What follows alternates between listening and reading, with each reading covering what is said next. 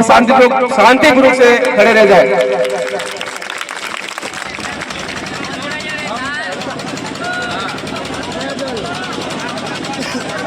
एक बार जो रोड की तरफ एक बार स्टैंड के पास आ जाए।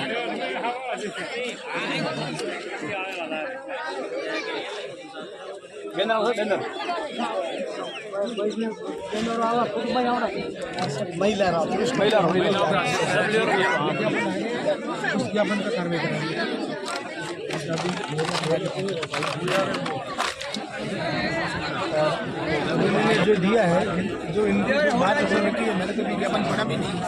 और विज्ञापन में जो ये लिखी हुई मांग है, उन मांग को हम आगे भी उच्च अधिकारियों तक पहुँचेंगे। जो मेरे स्तर वाली मांग है वो मैं यहीं पे सुनवाना कोशिश करूँगा, और मेरे से जो यहाँ से निस्तारण नहीं होगी तो इनके लिए मैं उच्च अधिकारियों से संपर्क करूँगा। आदिवासी समाज के लोग वन विभाग पर आरोप लगा रहे हैं कि उन्होंने सही तरीके से दुकान नहीं उठाई, भेदभाव किया। भूमि अनसर्वेड एरिया है, अभी तक किसी के कोई नाम न तो वन विभाग के नाम है न रेलवे का नाम। अनसर्वेड इंस्ट्रक्शन नंबर भी क्या है वो भी अभी रिकॉर्ड में पता नहीं। वो इनकी सांस करवाएंगे तो फिर कैसे हटाई दुकान? दुकान तो वो तो इनको ही मैं पूछूंगा जिन्होंने हटाई। सर पूर्व सूचना के एकदम हटा दी गई, ये इसके बारे में मेरे को जानकारी नहीं। देखिए, आदिवासी भील समाज जो है उन्होंने आज धरने का आयोजन किया था और मुझे भी उस धरने पे बुलाया था। मैं यहाँ का जनप्रतिनिधि हूँ, सेवक हूँ उनका, तो निश्चित तौर पर उनको मेरी ज़रूरत थी, तो उनके आमंत्रण पे भी मैं धरने में आया। आमंत्रण नहीं भी होता तो भी आता कि उनकी क्या समस्या लेके। सबको पता है कि ये पूरा जंगल जो है, वर्षों में भील समाज के लोग यहाँ रहे, वर्षों से यहाँ रहे, और इनका रोज़गार था जंगल में। और जो यहाँ धार्मिक पर्यटक आते या छोटा मोटा पशुओं का चराई करके इन लोगों का जीवन का रोज़गार प्राप्त होता। अब यहाँ धार्मिक पर्यटन स्थल होने के नाते और धार्मिक स्थल होने के नाते श्रद्धालु आते हैं, पर्यटक आते हैं, तो ये छोटे मोटे जो अपने व्यापार होता है जिसमें खिलौने बेचते हैं, छोटा मोटा कपड़े बेच लिए, सब्जी, बोर, फ्रूट बेच लिए, चने बेच लिए, इस टाइप से ये लोग जो है अपना गुजारा करते थे। अब इनको 1-1.5 महीने से कारणवश हटा दिया। मैं पूछ रहा हूँ तो डीएफओ का ये कहना है कि मैंने कह दिया है कि भाई कार्रवाई करनी है तो समान करो सभी लोगों की, और नहीं तो किसी की कार्रवाई मत करो। कभी कहते हैं कि भूमि जो है वो वन विभाग की है इसलिए इनको हटा रहे। आपके सामने अभी एक अधिकारी ने कहा कि अभी तो सर्वे नहीं हुआ है कि किसकी भूमि है। तो जब सर्वे ही नहीं हुआ है किसकी भूमि है तो कौन सा डिपार्टमेंट कौन होता है किसको उठाने वाला?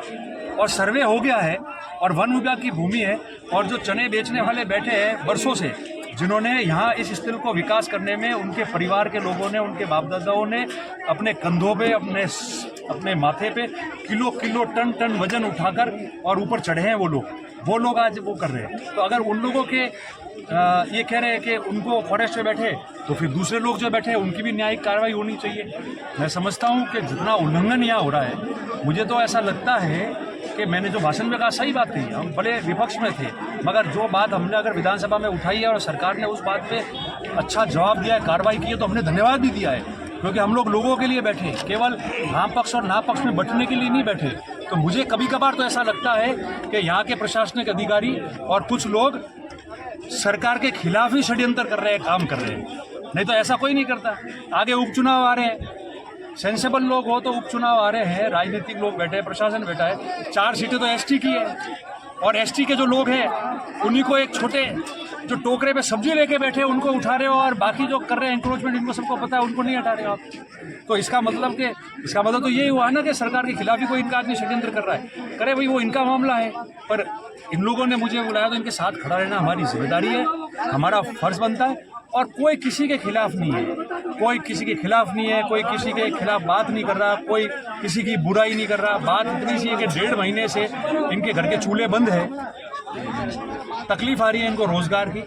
तो जो लोग वर्षों से यहाँ, जिनका अधिकार था इस भूमि पे यहाँ, वो बैठे, उनको बैठने दो, और बाकी जो सही गलत है वो आप जानो, आपका काम जाने, गरीब लोगों को क्यों परेशान कर रहे हो। तो हाथ जोड़ के ये कहा, और किसी के हाथ जोड़ने से अगर वो मान जाते हो तो मैं खुद तैयार हूँ जाने के लिए, इन लोगों के लिए, सबके लिए, आप सब लोगों के लिए।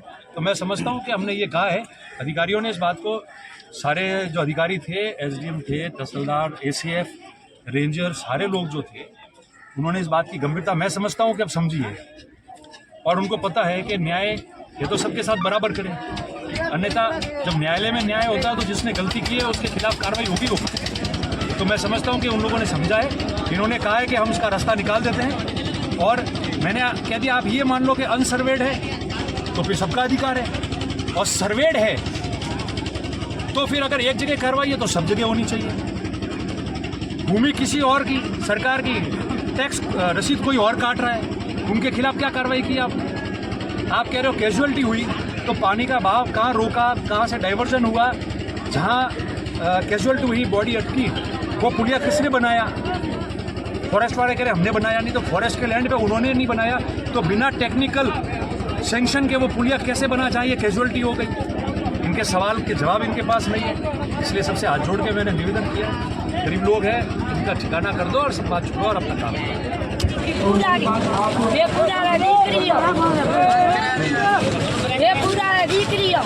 मैं दीदी थी माँ बाप क्योंकि दीकरा जमी दिया पूरी ठाकुर आ जाए